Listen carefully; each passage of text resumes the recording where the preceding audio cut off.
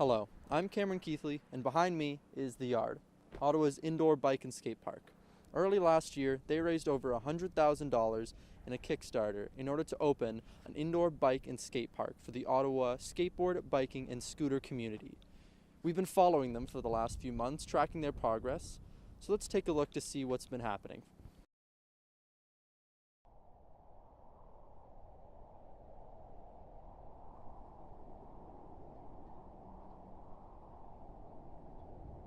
Kind of lose a piece of your identity. I know that when I'm skating well and I'm landing all my tricks, my self-confidence is peaking. And if I haven't been skating enough or like been bailing a lot, you don't feel good about yourself because you're not doing your thing well. And having to spend the first month of the season getting in shape again to be able to do your kickflips like you used to be able to 6 months ago, it's brutal. You really lose a lot of progression because you haven't had time to keep practicing. Obviously, there's a ton of people that skate, and like skateboarding has grown so much that like people need to go somewhere and like be realistic. Over the last couple of years, and like everybody's been going to Montreal, going to Spin Park, going to Taz, like traveling that 2 hours going to a park with like city funded like parks over there, and they're big, and then like everybody loves to go. When I was, the youngest, it was just kind of like you just didn't really skate anymore, you know. Maybe you'd make a trip like once, I don't even know, once literally every winter to like Montreal and skate like the Taj Mahal or whatever. So those kinds of things, they just, alright, well, we can't skate anymore. What are you going to do? There's no skate park here, so there's no point in even thinking that I'm going to drive to Montreal every couple days or something. Our business, we actually rent a bus and give the opportunity for 48 kids to go to Montreal to skate one of the indoor parks.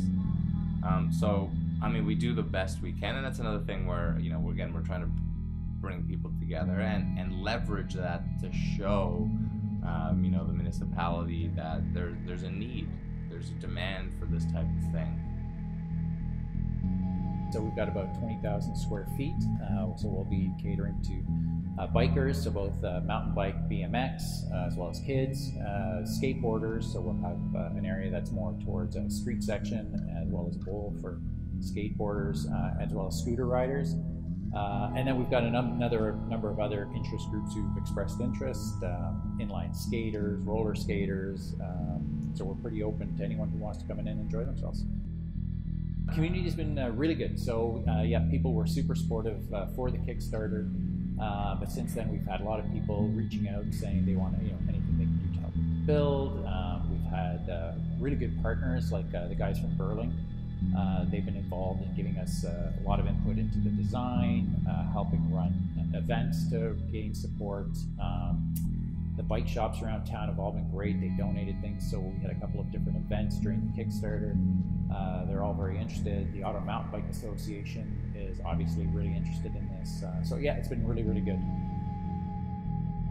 The GoFundMe campaigns are a huge hit for kind of a lot of things these days. It's like opening people's eyes to the, hey, give us some money for this and we can kind of make it happen, you know what I mean? Instead of like kind of pooling it together. So the community obviously did do a pretty big push. And anybody can handle like such a big facility and like be able to run programs out of it. And like he's obviously going after the BMX and the scooter world too. So like it and the mountain bike guys also. So if it brings kind of everybody, I think it's one way that to make it successful. What makes this park different is the collaboration and the genuine intentions of the people behind it. We had a lot of parks kind of try throughout the years. They just weren't run properly, and it's very difficult to pay your rent in this kind of industry because you've got to also be paying your insurance. And so I think that through the cooperation that we've had throughout the community, that's the bikers, the scooters, the skateboarders, and the community builders, for all these people to come and put their heads together, there's no other way for it to be successful. Coupling that with inclusive programming, where the scene can very much grow, I'd say that this place is different because we're really active and involved with our community. the indoor skate and bike park that will be the yard, I think is our best opportunity to actually have indoor space. The owner, Anthony, brought a number of communities together, and he actually approached us because he recognized he couldn't build a facility without skateboarders, and he knew that it needed to be good for skateboarders. He also knew that he needed to build it to appease bikers and mountain bikers. So he kind of brought a key group of people together to talk and to figure out, what is the optimal design, as much consultation as he could to make sure this is going to work. And it's never been done like that. It's either been people who didn't want to listen to one community group. It's been people who didn't want to listen to the community group that they were representing.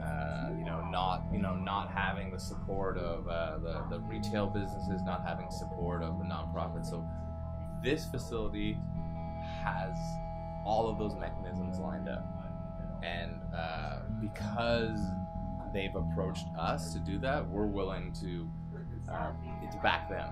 So I think this is going to be a really interesting winter where we actually have somewhere to go. A huge and passionate community in Ottawa has finally found a space for it to go during harsh winter months. A community that's long gone overlooked, but now finally has a facility for them to continue their passion. And hopefully a facility like this will be able to last for years to come. Thank you, and I'll send it back to you in the studio.